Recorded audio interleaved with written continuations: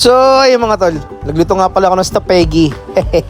Wala lang, story time muna tayo mga tropa. Okay, noong umaga ko nga pala niluto yung spaghetti natin. Bali, ito nga pala tol, nagpapahit na ako ng tubig, nilagyan ko ng asin pati mantika. Bali kasi ihahanda ni kuya dun sa sa school nila. Meron silang potluck dahil Halloween party nila. Bali, mga 6:30 nga ng umaga ako nagluluto nito mga tropa. Kakagaling ko lang kasi maghatid kay mami dun sa sakaya papunta sa work niya. Habang tulog yung mga bata mga tol, syempre diskarte na natin ito na mabilisan.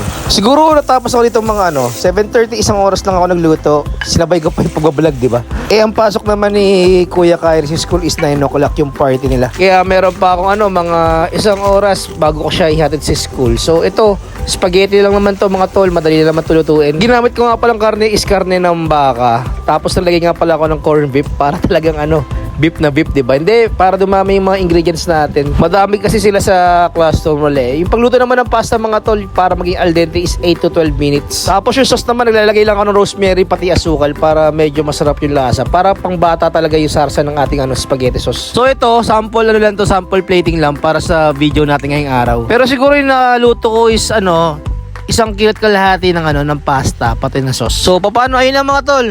Kinuwento ko lang yung ginawa ko ngayong araw, tapos magpapaalam na ako, tapos ayun, bye-bye! Get up!